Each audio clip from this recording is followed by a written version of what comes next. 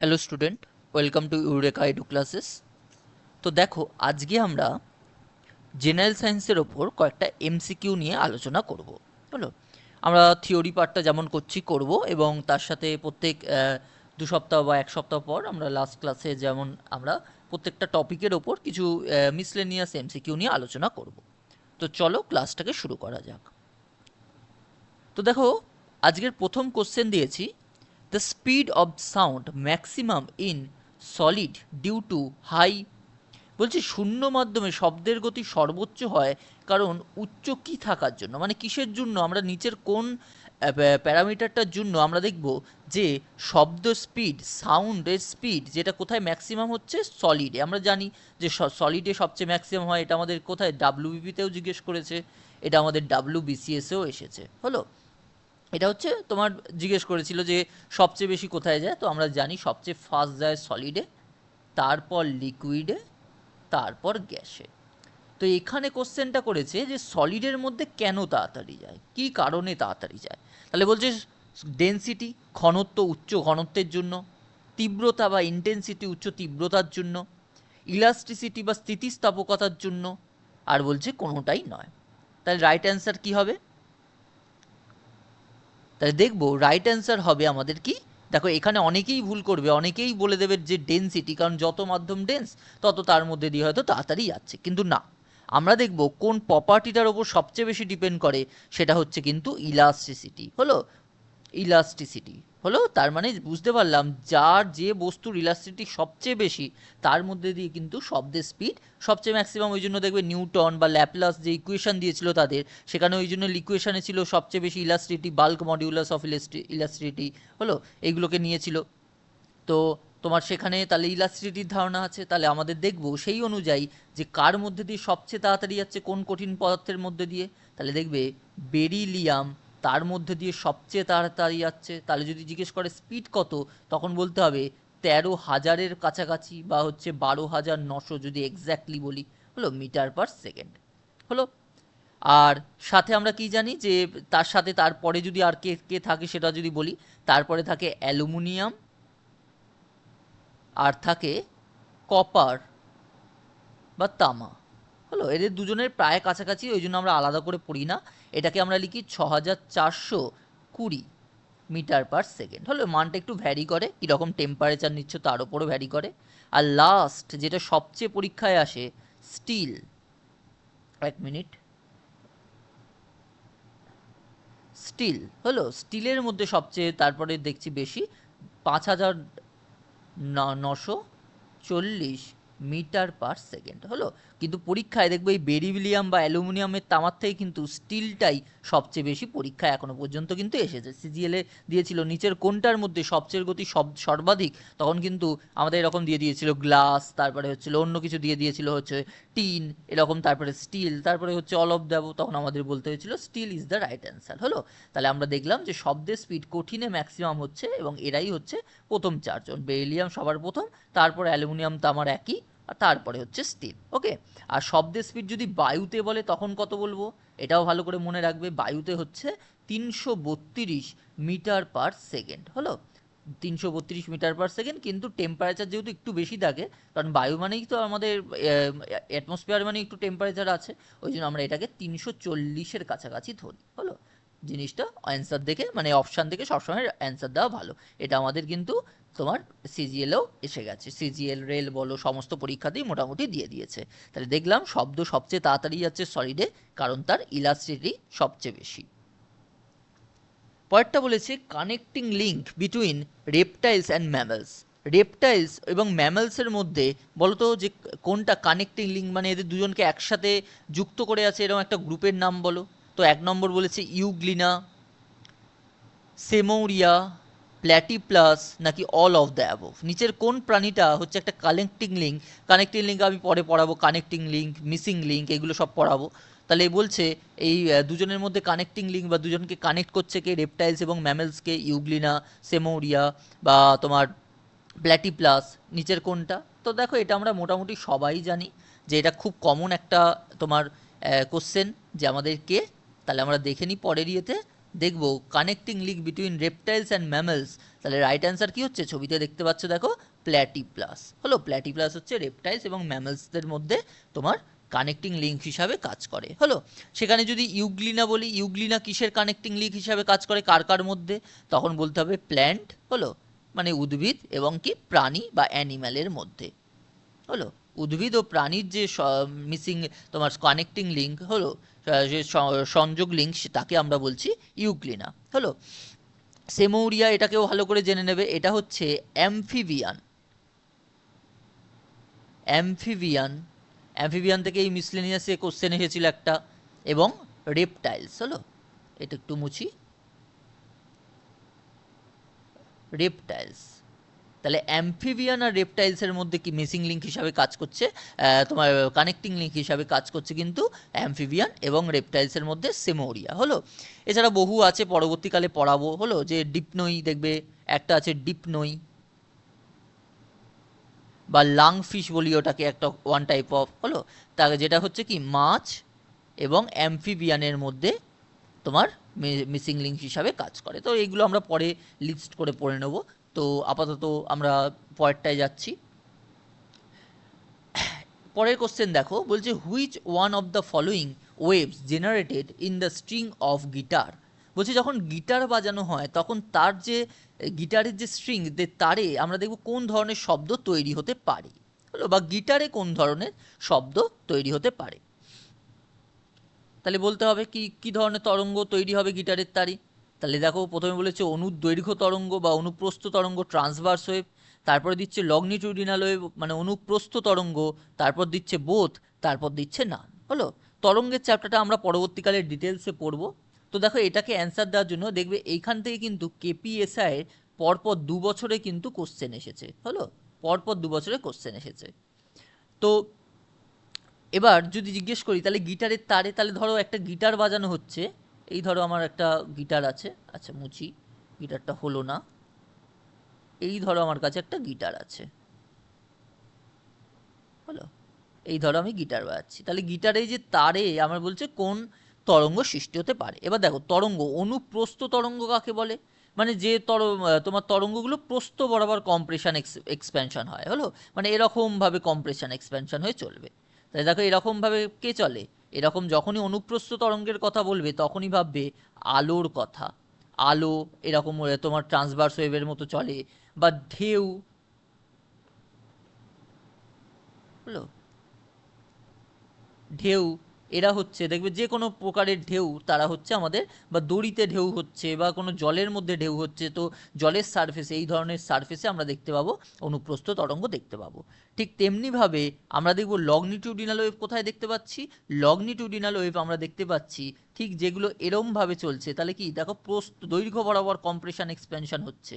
তার মানে কি দেখো এই যে দৈর্ঘ্য কোথায় দেখতে পাই, এই জিনিসটা দেখবে ফোনে রেকর্ডিং চালালে দেখতে পাই না, তার মানে সাউন্ড বা শব্দ কিন্তু এরমভাবে সামনের দিকে এগোচ্ছে। হলো তাহলে এটা কিন্তু সাউন্ড, এটা কিন্তু লাইট। এই সাউন্ডের জায়গাটা থেকে কিন্তু আমাদের WBCS এ কোশ্চেন এসেছিল যে সাউন্ড নিচের কোন ধরনের তরঙ্গ, তখন বলতে হবে লংনিটিউডিনাল ওয়েভ। হলো এটাও বহু পরীক্ষায় পড়েছে, রেলের তো বারবার এই কোশ্চেনটা অনেক বছর রিপিটেশন দিয়েছে যে আলো হচ্ছে কোন ধরনের ওয়েভ, তখন বলতে হবে ট্রান্সভার্স ওয়েভ। হলো এবার দেখো যখন বলছে গিটার বাজাচ্ছি তখন গিটারের তারে কোন ধরনের তরঙ্গ সৃষ্টি হচ্ছে, তাহলে দেখো গিটারের তারে আমরা দেখতে পাচ্ছি কি যখন একটা তার, তার মানে কি একটা দড়ির মতো, আর দড়িকে তুমি হিট করলেই তার মধ্যে দিয়ে কীরকমভাবে তরঙ্গ যাবে, এরকমভাবে তরঙ্গ যাবে, এরকমভাবে তরঙ্গ যাবে দড়িটা।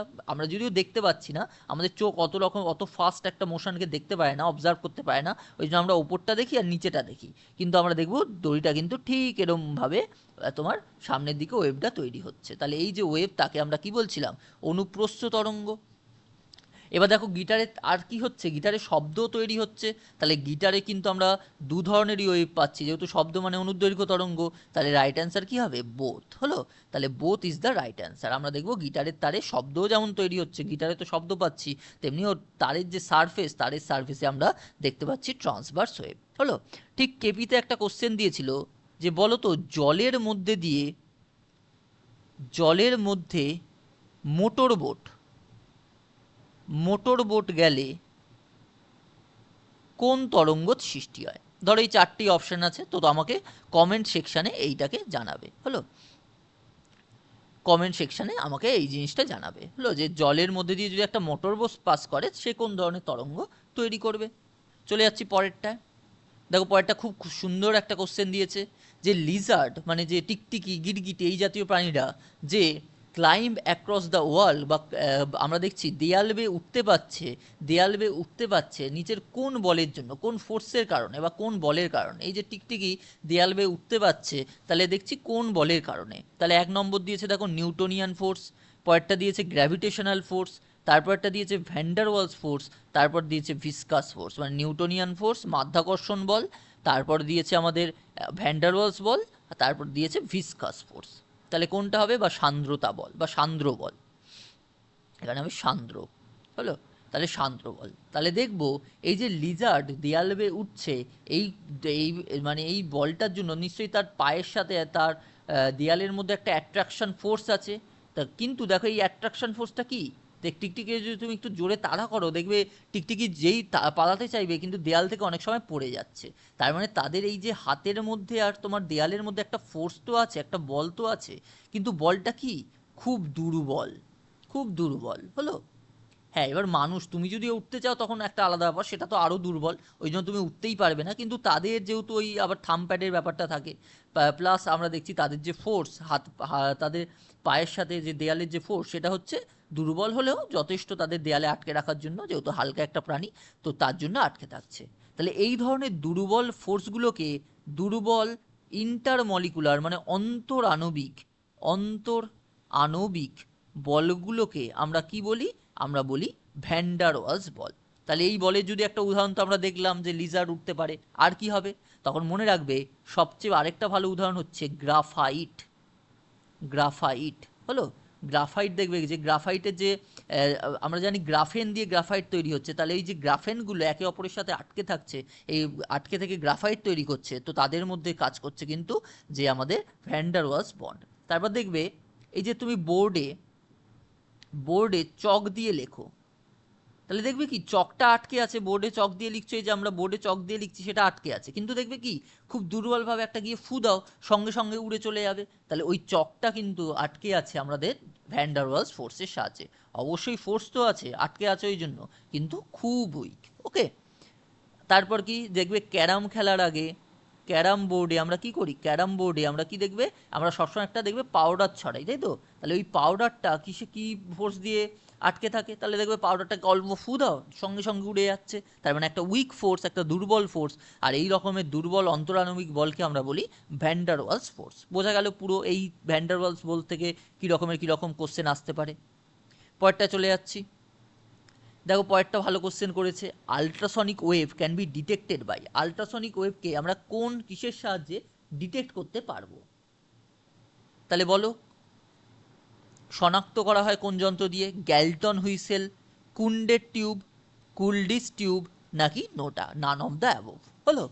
তাহলে দেখো আমরা তো জানি যে 20 হার্জ থেকে, এই যে ইনফ্রাসনিক বলেছে, যখনই দেখবো 20 হার্জের কম, তাই তো 20 হার্জের, বা দেখো এখানে 16 হার্জ ধরেছে, বা আমরা ধরি অ্যাপ্রক্সিমেট 20 ধরে নিই, 20 হার্জের কম কোনো শব্দ হলে তাকে আমরা বলি ইনফ্রাসনিক। 20 থেকে 20,000 হার্জ পর্যন্ত আমরা বলি কি? অডিবেল, মানে যেটা আমরা শুনতে পাই। আর 20,000 হার্জ ছাড়িয়ে গেলে আমরা তাকে বলি আল্ট্রাসনিক। এগুলো কে তৈরি করতে পারে? এই ব্যাট, তারপর ডলফিন, এরা তৈরি করতে পারে। অডিবেল সাউন্ড আমরা শুনতে পাচ্ছি বা আমরা তৈরি করতে পারছি। আর দেখবো তোমার ইনফ্রাসনিক কারা শুনতে পাচ্ছে? এই বিড়াল, কুকুর, এই সমস্ত, তারপর বাদুড়, তারপর হচ্ছে যে কোনো প্রাণী বলো, তারপর হচ্ছে অ্যান্ট, মস্কুইটো, যে কোনো প্রাণী ইনফ্রাসনিক কিন্তু শুনতে পাচ্ছে, হলো? তাহলে এই বলছি এই যে আল্ট্রাসনিক, সেটা কোন আল্ট্রাসনিক ওয়েভকে আমরা কিসের সাহায্যে শনাক্ত করি যে কোথা থেকে আল্ট্রাসনিক ওয়েভ তৈরি হচ্ছে? ধরো এই বাদুড়টা আল্ট্রাসনিক ওয়েভ তৈরি করলো, ডাকছে, এই বাদুড়টা ডাকছে, তাহলে বলো তো তার যে আল্ট্রাসনিক ওয়েভটা তৈরি হচ্ছে মানুষ তো কানে শুনতে পাবে না, আমি তো বললাম তার রেঞ্জ হচ্ছে 20,000 হার্জ পর্যন্ত। তাহলে মানুষ কি করে বুঝবে? তো মানুষের নিশ্চয়ই একটা যন্ত্র চাই, তাহলে কোন যন্ত্রের সাহায্যে? তাহলে মনে রাখতে হবে সেটা কিন্তু কুন্ডের টিউব, হলো? বিজ্ঞানী কুন্ডের আবিষ্কার, তাহলে তার নাম অনুসারে কুন্ডের টিউব। বোঝা গেল জিনিসটা? এই কুলডিস টিউবের সাহায্যে কি করা হয়? এই কুলডিস টিউবের সাহায্যে কিন্তু আমাদের এক্স রে তৈরি করা হয়, এক্স রে রশ্মি জেনারেট করা হয় কুলডিস টিউবের সাহায্যে। হলো, তাহলে এখান থেকে তোমাদের কোশ্চেন থাকলো, তাহলে এক্স রে রশ্মি কে আবিষ্কার করেন? কমেন্টে জানাবে। সেকেন্ড জানাবে যে এই এক্স রে রশ্মিতে, আমি তো বললাম কুলডিস টিউবের ভিতর আমরা দেখতে পাচ্ছি বা কুলডিস টিউবের ভিতর তৈরি হচ্ছে, সেখানে কিসের টার্গেটটা কি রাখা হয়? হলো, একটা মেটাল টার্গেট রাখা হয়, সেই মেটাল টার্গেটটা কি দিয়ে তৈরি হয়? এই দুটো জিনিস ভালো করে জানবে। ওকে, তাহলে এই কোশ্চেন থাকলো। আর আমি যদি বলে আল্ট্রাসনিক ওয়েভ তৈরি করা হয় কিসের সাহায্যে? তৈরি করা হয় কিন্তু এই গ্যালটন হুইসেলের সাহায্যে, যেটাই আবার কোথায় ব্যবহার করা হয় দেখবে, কারা শুনতে পাচ্ছি? কুকুর বিড়াল। এই জন্য দেখবে মিলিটারিতে কুকুরদের ট্রেনিং দিতে ব্যবহার করা হচ্ছে, ট্রেন করতে ব্যবহার করা হচ্ছে। হলো, তারপরে হচ্ছে ডলফিনদের ট্রেনিং করতে দিতে ব্যবহার করা হচ্ছে, ডলফিনকে ট্রেনিং দিতে ব্যবহার করা হচ্ছে। তাহলে এই কুকুর বিড়াল, তারপরে হচ্ছে এই ডলফিন, এদের আমরা দেখব তোমার ইয়েতে তোমার প্রশিক্ষণ দিতে, কারণ ওরাই শুনতে পাচ্ছে। তো এরা আমরা দেখছি গ্যালটন হুইসেল, এদের দিয়ে প্রশিক্ষণ দেওয়া হচ্ছে। পরবর্তীতে চলে আসি, which of the following can be describe by wave theory of light? আলো তরঙ্গ তত্ত্ব দিয়ে, বা আলো যে তরঙ্গের মতো কাজ করে, আমি কিন্তু এটা আগের দিনের ইয়েতে পড়িয়েছি। হলো, তরঙ্গ আর এক চরিত্র, আর কণার চরিত্র। হলো, দুটো চরিত্র ছিল, ওয়েভ আর পার্টিকেল। যারা ক্লাসটা দেখোনি তারা ক্লাসটাকে দেখে নেবে। এই দুটো চরিত্র হিসাবে কাজ করে। তাহলে বলছে এটার সাহায্যে আমরা কোন কোন ঘটনাকে ব্যাখ্যা করতে পারবো। তাহলে প্রথম আমাদের জানতে হবে কে দিয়েছিল। এই যে ব্যক্তিকে দেখতে পাচ্ছ, এই ব্যক্তির নামও আমি বলে দিয়েছিলাম। কি ব্যক্তির নামটা তোমরা নিজেরা বলবে যে এই ব্যক্তিটা কে। হলো, আগের দিনে ক্লাসে করিয়ে দিয়েছি, কমেন্টে জানাবে। আর বলছে কোন আমাদের ইয়ের সাহায্যে একে ব্যাখ্যা করতে পারবো, কোন ঘটনাটাকে ব্যাখ্যা করতে পারবো। ফটো ইলেকট্রিক এফেক্ট, ডিফ্র্যাকশন বা ব্যতিচার, টিন্ডাল এফেক্ট, না কম্পটন এফেক্ট? নিচের কোন ঘটনাটাকে আমরা ব্যাখ্যা করতে পারবো এর সাহায্যে? আলোর তরঙ্গের তত্ত্ব দিয়ে। তাহলে দেখো, একটা ট্রিক বলে দিয়েছিলাম যে যেসব জিনিসে এফেক্ট শব্দটা থাকবে, যেসব ঘটনার শেষে এফেক্ট শব্দটা থাকবে, তাদেরকে বলি আমরা কি? তাদেরকে বলি আমরা পার্টিকেল থিওরি অফ লাইট দিয়ে প্রমাণিত করি। তারা পার্টিকেল থিওরির মতো মানে ওপর ভিত্তি করে কাজ করে। তার মানে যেখানে থাকবে না তারা কিসের মতো কাজ করবে? তারা ওয়েভ থিওরি দিয়ে কাজ করবে। তাই দেখো, এই ওয়েভ বা তরঙ্গ তত্ত্ব দিয়ে সেটাই বুঝিয়েছিলাম। তাই দেখো, কোনটার মধ্যে তোমার তরঙ্গ এফেক্ট শব্দটা নেই? এফেক্ট শব্দটা নেই হচ্ছে তোমার, দেখো, এই ব্যতিচারের মধ্যে। তাহলে option B is the right answer.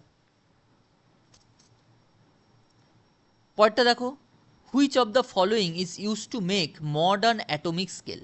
বলছে আধুনিক, আচ্ছা দেখো, এই জায়গাটা চেঞ্জ হয়নি, এই জায়গাটা একটু চেঞ্জ করতে হবে, এই জায়গাটাও আগেরটা বসে গেছে।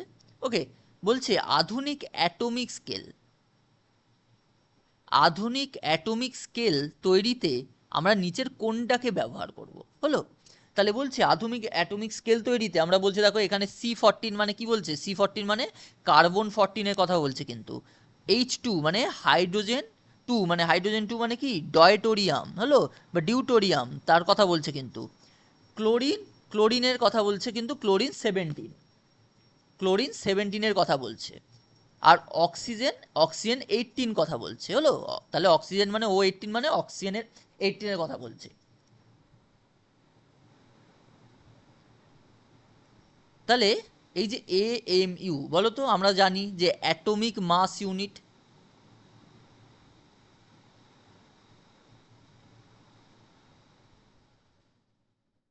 এই যে অ্যাটমিক মাস ইউনিট, সেটা আমরা এই যে বলছি অ্যাটমের মাস ইউনিট, যেটা দিয়ে সবচেয়ে আমরা কি করি? আমরা সবচেয়ে ছোট মানে কোনো ভরের বস্তুর ওজন মাপি বা ভর মাপি, বা তোমার ভর মাপা হয়। তাহলে এই যে ভর মাপা হচ্ছে, সেই এমইউ, সেটাকে কাকে প্রমাণ ধরে ধরা হয়?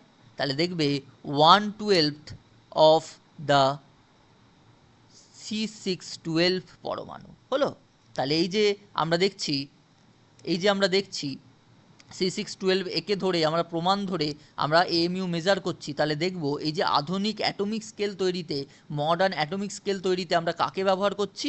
আমরা এখানে অপশান অনুযায়ী কিন্তু কার্বন 14কে ব্যবহার করছি। কারণ দেখো, কার্বনের আমরা জানি তিনটে আইসোটোপ থাকে। হলো, কার্বন 12, কার্বন 13, কার্বন 14। হলো, এই তিনটে আইসোটোপ থাকে। তার মধ্যে আমরা কার্বনের এই যে কার্বন 12কে ধরেই আমরা তোমার এএমইউকে গণনা করছি। তাহলে আধুনিক অ্যাটমিক স্কেল, ওই যে অ্যাটমিক মাস ইউনিট, এর যে স্কেলটা আমরা কাকে প্রমাণ হিসাবে ধরছি, আমরা কার্বন-12 বা কার্বন-14কে প্রমাণ হিসাবে ধরছি। হলো, এখান থেকে মনে রাখবে, এই জিনিসটা মনে রাখবে যে কার্বন-14 আমরা কোথায় ব্যবহার করা হয় আর কোথায় ব্যবহার করা হয়। দেখবে আমরা একটা জায়গায় পড়েছি, রেডিও অ্যাক্টিভিটিতে ছোটোবেলা থেকে পড়ে এসেছি যে রেডিও কার্বন ডেটিং প্রসেসে ব্যবহার করা হয়। ডেটিং প্রসেসে, হলো, ডেটিং প্রসেসে ব্যবহার করা হয়। রেডিও কার্বন ডেটিং প্রসেসে এটাকে ব্যবহার করা হয়। ওকে, পরেরটা চলে আসি। The oval shape of the sun during sunrise and sunset is due to, আমরা দেখব সূর্য যখন উঠছে বা উদয় হচ্ছে বা সূর্য যখন অস্ত্র যাচ্ছে তখন তখন তার শেপটা কীরকম হয়ে যাচ্ছে, তার শেপটা একটু ডিম্বাকৃতি হয়ে যাচ্ছে। দেখো এই যে ডিম্বাকৃতি হয়ে যায়, সেটা আলোর কোন ঘটনার জন্য? তাহলে বলছে প্রতিফলন, প্রতিসরণ, মেরুকরণ, বিক্ষেপণ। তাহলে চারটের মধ্যে কোনটা রাইট অ্যান্সার হবে? তোমরা ভিডিওটাকে পজ করে রাইট অ্যান্সার দেওয়ার চেষ্টা করবে। তাহলে সঠিক অ্যান্সার কি হবে? সঠিক অ্যান্সার হবে প্রতিসরণ। আমাদের এই যে দেখো লাইটের ক্লাস চলছে, লাইটের হয়তো সেকেন্ড পার্টেই, পার্ট 2টা তোমরা লক্ষ্য করবে, সেখানেই আমি জিনিসটাকে কিন্তু বুঝিয়ে ভালো করে বলবো। ওকে, চলে যাচ্ছি পরেরটায়। এই যে রেনবো, আমরা জানি যে রামধনু সৃষ্টি হয়, সেটা কিসের কারণে? এই কোশ্চেনটা আমি রেখেছি কারণ অনেকের ডাউটফুল হয়, এই জায়গাটা অ্যান্সার দিতে পারে না যে রেনবো কিসের কারণে ঘটে। তাহলে বলছে দেখো বিচ্ছুরণ, প্রতিফলন এবং আলোর অভ্যন্তরীণ পূর্ণ প্রতিফলন। তাহলে কিসের কারণে আলোর তোমার রেনবো যে আমরা দেখতে পাই, সেই রামধনুটা সৃষ্টি হয় কিসের কারণে? তাহলে দেখো মনে রাখতে হবে, দেখো ফটোতে দেখতে পাচ্ছ এই যে সূর্যের আলো এলো, সূর্যের আলো এসে কি হলো, এখান দিয়ে ঢুকলো। তাহলে দেখো এই যে রেন ড্রপটা তখন কিসের মতো কাজ করে? তখন একটা প্রিজমের ন্যায় কাজ করে। এবার যেই আমরা জানি যে প্রিজমের মধ্যে দিয়ে বিভিন্ন আলোকরশ্মি যায়, তখন তাদের প্রতিসারণের জন্য আমরা দেখব সেই বিভিন্ন রশ্মিতে ভাগ হয়ে যায়। সাদা আলো 7টা কালারে ভাগ হয়ে যায়। এখানে দেখো দুটো কালার দেখিয়েছে, লাল আর বেগুনি, হলো, সবচেয়ে উঁচু আর সবচেয়ে নিচুর কালারটা। তাহলে বিভিন্ন 7টা কালারে ভাগ হয়ে গেল। এই ঘটনাটাকে আমরা কি বলি? এই ঘটনাটাকে কিন্তু আমরা বিচ্ছুরণ বলি। তাহলে দেখো একটা পেয়ে গেলাম, বিচ্ছুরণ। এবার দেখো আর কি বলেছে। তাহলে দেখো এবার তো আমরা বলতে পারি, দেখো এই যে খালি মাধ্যম, এটাকে বলবো লঘু মাধ্যম, আর এই যে জলটা একে বলবো ঘন মাধ্যম। আর আমরা তো জানি লঘু থেকে আলো ঘনতে গেলে কিছুটা কি হয়ে যায়, কিছুটা পরিমাণ বেঁকে যায় অবিলম্বের দিকে। তাহলে সেটাকে আমরা কি বলতাম? সেটাকে আমরা প্রতিসরণ বলতাম না? তাহলে দেখো প্রতিসরণ পেয়ে গেলাম। তাহলে দেখো, আর আমরা কি দেখলাম যে এখানে আলোকরশ্মি ধাক্কা খেয়ে আবার সে আগের জায়গায় ফিরে গেল, তার মানে এখান দিয়ে আর বেরোলো না, সে আবার সে আগের মিডিয়ামে ব্যাক করে গেল। এই ঘটনাটাকে কি বলি? এই ঘটনাটাকে বলি অভ্যন্তরীণ পূর্ণ প্রতিফলন। তাহলে আমরা দেখব D is the right answer, all of the above is the right answer. হলো, আমরা দেখব তিনটের জন্যই কিন্তু রেনবো হচ্ছে। কিন্তু যদি অপশানে এটা নান অফ দ্য অ্যাবোভ থাকতো, নান থাকতো, তখন আমরা কি করতাম? তখন কিন্তু ফার্স্ট অপশান হতো আমাদের কিন্তু এই ডিসপারশন, এটা কিন্তু আমাদের ফার্স্ট চয়েস হতো। বোঝা গেল জিনিসটা? চলে আসছি পরেরটায়। দেখো পরেরটা বলেছে নিচের কোনটা একটা মডিফাইড রুটের বা একটা মডিফাইড মূলের একটা উদাহরণ? হলো, তাহলে দেখো এখানে দিয়েছে, এটা এখানে কেটে দিই। ক্যারোট বা গাজর, পটেটো বা আলু, জিঞ্জার বা আদা, নাকি কোনোটাই নয়। তাহলে বলছে মডিফাইড রুট। হলো, আমরা পরবর্তীকালে পড়বো যে মডিফাইড কী রকমের রুট হয়। টিউবেরাস রুট হয়, ফ্যাসিকুলেটেড রুট হয়, হলো, প্রপ রুট হয়, স্টিলিট রুট হয়, এরকম বিভিন্ন মডিফিকেশান আছে। তাহলে আমাদের জিজ্ঞেস করেছে, এটা সবচেয়ে বেসিক এটা থেকেই জিজ্ঞেস করে, হলো, যে একটা মডিফাইড রুটের কী রকমের ইয়ে হয়। এটা সম্ভবত ফুড এসআই এসেছিল, ফুড এসআই এরকম একটা কোশ্চেন এসেছিল। তাহলে দেখো আমি যেটা যেভাবে মনে রাখতে বলি, যদি এরকম সহজ কোশ্চেন আসে তখন আমরা কি দিয়ে ডিল করব? তখন আমাদের মনে রাখতে হবে যে নিচের কোনটা অপশান, দেখবে যে নিচের কোনটা মূল আর কোনটা কাণ্ড। ওকে, তো মনে রাখবে যেগুলোর কোণ আছে, এই দেখো গাজর, গাজরকে আঁকো তো। তাহলে দেখো গাজরকে আঁকলে দেখবে এই যে গাজর হলো, এখানে গাজরের তোমার বেরিয়ে আছে, রোমগুলো বেরিয়ে আছে। তাহলে দেখো গাজরের তলায় একটা কোণ তৈরি হলো না? তার মানে যাদের এরকম কোণ তৈরি হবে একটা, তারা হচ্ছে কিন্তু মূল, তারা হচ্ছে মডিফাইড রুট। তাহলে হলো, তারপর দেখো বিট আঁকো, বিট, তাহলে দেখো বিট দেখতে অনেকটা এরকম হয়। তাহলে দেখো বিটেরও একটা কি কোণ থাকছে, তাহলে এটাও হচ্ছে একটা তোমার মডিফাইড রুট। হলো, যে কোনো জিনিসের কোণ থাকলেই সেটা হয়ে যাবে মডিফাইড রুট। আর যদি কোণ না থাকে তাহলে সেটা হয়ে যাবে কাণ্ড। তাহলে দেখো আলুর কোনো দেখো এই যে বিভিন্ন চোখ থাকে এখানে, হলো চোখ থাকে, তাহলে এর কোনো কোণ আছে? কোণ নেই, তার মানে এটা হয়ে যাবে কাণ্ড। জিঞ্জার বা আদা, তাহলে দেখো আদা এরকম এরকম ধরে নিই, তাহলে দেখো তার কি কোনো আছে, তার কি কোনো তোমার কোণ আছে? কোণ নেই, তার মানে এটা হয়ে যাবে কাণ্ড। তার মানে সোজা এইরকম ভাবে দেখবে যে কোনটার কোণ আছে আর কোনটার কোণ নেই। হলো গাজর, মূলো, বিট এই সমস্ত কিছুর কিন্তু কোণ থাকে, তার জন্যই এরা দেখবো তোমার এইরকম ভাবে সহজ তাড়াতাড়ি পরীক্ষায় খুব সহজে করা যায়। এছাড়া তো আমি তোমাদের পড়িয়েই দিচ্ছি ডিটেলস ক্লাসে। ওকে, পরেরটায় চলে আসি যে নিচের কোনটা সুপার কন্ডাক্টর হিসাবে কাজ করে, একটা অতি পরিবাহীর মতো কাজ করে। দেখো বলছে mercury, fullerene, niobium, all of the above. নিচের কোনটা একটা অতি পরিবাহী, মানে অতি পরিবাহী মানে কি, একটা এই সমস্ত পরিবাহীকে যদি তুমি একটা সার্টেন টেম্পারেচারের নিচে নিয়ে চলে যেতে পারো, হলো একটা খুব কম টেম্পারেচারে নিয়ে যেতে পারো, তাহলে দেখবো তাদের মধ্যে কোনো বাধাই থাকে না, কারেন্টের প্রবাহে কোনো বাধা থাকে না, তারা ভীষণ ভালোভাবে কারেন্ট কিন্তু প্রবাহিত করে, কারেন্ট প্রবাহ করে। তাহলে একটা সার্টেন টেম্পারেচারে নিয়ে গেলে সেটা দেখবো খুব ভালোভাবে কারেন্ট পরিবহন করছে, তো তাকে বলছি আমরা অতি পরিবাহী। তাহলে নিচের কোনটা একটা অতি পরিবাহীর উদাহরণ? তাহলে সঠিক অ্যান্সার হবে কিন্তু অল অফ দ্য অ্যাবভ। কারণ মার্কিউরিকে তুমি যদি 4K টেম্পারেচারে নিয়ে যেতে চাও, তাহলে দেখো খুব কম টেম্পারেচার, তখন দেখবো আমরা তাদের মধ্যে দিয়ে কিন্তু খুব ফাস্ট আমরা দেখছি তোমার কিন্তু কারেন্ট তোমার যাচ্ছে। ফুলারিনও সেম, ফুলারিনকে যদি 13 থেকে 18K এর মধ্যে যদি রাখো, তখন দেখবে তার মধ্যে দিয়ে খুব ভালোভাবে কারেন্ট যাচ্ছে। নিওবিয়াম, ভ্যানাডিয়াম এদের সবাইকে একটা সার্টেন টেম্পারেচার তলায় নিয়ে গেলে তারা খুব ভালোভাবে কারেন্ট ফ্লো করে। এই জন্য আমরা দেখব এখন যে ম্যাগলিফ ট্রেন, দেখবে যে ট্রেনগুলো হাওয়ায় ভেসে ভেসে চলে, হলো ম্যাগলিফ ট্রেন, সুপারফাস্ট কম্পিউটার, দেখবে বিভিন্ন দেশ আবিষ্কার করছে সুপারফাস্ট কম্পিউটার, এই সমস্ত তৈরিতে কিন্তু তোমার এগুলোকে ব্যবহার করা হয়। পরেরটা চলে আসি, পরেরটা দেখো ভালো একটা কোশ্চেন দিয়েছে, the heating effect of current was given by. বিদ্যুতের যে তাপীয় অবস্থা, মানে বলছে একটা ধরো এই তার আছে, তারের মধ্যে দিয়ে তুমি যদি কারেন্ট পাঠাও, এখানে ব্যাটারি আমি কানেক্ট করে দিলাম, তাহলে পাঠাও, তাহলে কি দেখবো এই তারটা ধরো এরকম পেঁচানো আছে, তাহলে কি দেখবো তারটা আস্তে আস্তে গরম হতে শুরু করে না, তাহলে এটাকেই বলে হিটিং এফেক্ট। তো বলছে এই হিটিং এফেক্টটা আমাদের কে দিয়েছিল? নিউটন, জুল, ওহম নাকি কেভলার? তাহলে আমাদের মনে রাখতে হবে এই যে হিটিং এফেক্ট সেটা দিয়েছিল কিন্তু জুল, এই জন্য একে বলা হয় জুলের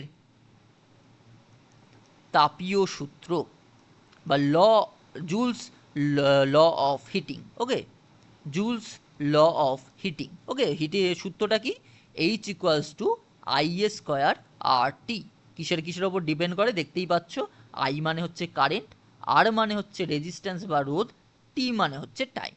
ওকে, আর যদি বলে এই যে বলছে হিটিং এফেক্ট, আর যদি বলতো কুলিং এফেক্ট, তখন কে দিচ্ছে কুলিং এফেক্ট? তখন কিন্তু মনে রাখতে হবে নিউটন, কারণ কুলিং এফেক্ট দিচ্ছে কিন্তু আমাদের নিউটন। এই কুলিং এফেক্টের সাহায্যে কি করা হয়, এই যে দেখবে ফোনে থাকে লিথিয়াম আয়ন ব্যাটারির সাথে কানেক্ট করা থাকে, যাতে ফোন অতিরিক্ত গেম খেললে না গরম হয়ে যায়। হলো এই জন্য দেখবে ফোন কম্পিউটারে এখন ওরকম তো আর ফ্যান লাগানো হয় না, দেখবে যে মডিফাইড যে এখন যে অ্যাডভান্স জিনিসগুলো এসেছে, তাহলে সেখানে তো ফ্যান থাকছে না, তাহলে কুলিং করার পদ্ধতি কি? তখন দেখবে আমাদের এই পদ্ধতিতে নিউটনের ল অফ কুলিং এফেক্টের ওপর ভিত্তি করে কাজ করা হয়। এখান থেকে তোমরা আমাকে কমেন্ট সেকশানে জানাবে কেভলারের নামটা কিসের সাথে জড়িত। ওকে, এটা কাজ থাকলো। দেখো আজকের লাস্ট কোশ্চেন, দ্য নেম পরমাণু ওয়াজ গিভেন বাই। এই যে পরমাণু, আমরা বলছি পরমাণু, এই যে বা পরমাণু, এই নামটা কে দিয়েছিল? দেখো বলছে কনাদ, ম্যাক্সওয়েল, ডাল্টন, সত্যেন্দ্রনাথ বোস। হলো তাহলে কে দিচ্ছে? তাহলে আমরা দেখব, আমরা আগের দিন ফার্স্ট ক্লাসে কিন্তু অলরেডি পড়িয়ে দিয়েছি যে পরমাণুর প্রথম ধারণা দিচ্ছে কে? প্রথম ধারণা দিচ্ছে এই কনাদ নামক মনীষী, যিনি আমাদের দেখছি কি বলছেন যে প্রত্যেকটা পদার্থকে আমরা যদি ভাঙতে শুরু করি, তাহলে এক সময় সেটা গুঁড়ো হতে হতে এমন একটা পদার্থে পরিণত হবে, ছোট ছোট গুঁড়োতে পরিণত হবে, যাকে আর আমরা ভাঙতে পারবো না, তাকেই বলছি আমরা কনাদ। এবং এর নাম অনুসারে আমরা কি পেলাম? কণা নামটা পেলাম। হলো তাহলে তিনি কিন্তু এই সমস্ত যে ছোট সবচেয়ে ছোট পার্টিকেল, তার নাম দিয়েছিলেন হচ্ছে পরমাণু, এরকম ভাবে নাম দিয়েছিলেন। অবশ্যই যেহেতু সংস্কৃত, তাই উচ্চারণটা একটু এরকম হবে। ওকে, এবং ম্যাক্স তোমার ডালটনের নাম কিসের সাথে জড়িত পরের দিন আমরা ক্লাসে তো পড়বই। সত্যেন্দ্রনাথ বোসের নাম কিসের সাথে জড়িত আমরা আগের দিনের ক্লাসেও আলোচনা করেছি। ওকে, তো চলো আজকের ক্লাস ছিল তোমাদের এই পর্যন্তই। তোমাদের ক্লাসটা যদি ভালো লেগে থাকে অবশ্যই ক্লাসটাকে লাইক করতে ভুলবে না এবং সাথে আমাদের সাবস্ক্রাইব করবে ক্লাসটাকে এবং ক্লাসটাকে দয়া করে একটু শেয়ার করবে। ওকে, তো চলো আজকের ক্লাস তোমাদের এখানেই শেষ করছি। তোমাদের সাথে দেখা হচ্ছে আবার পরবর্তী ক্লাসে।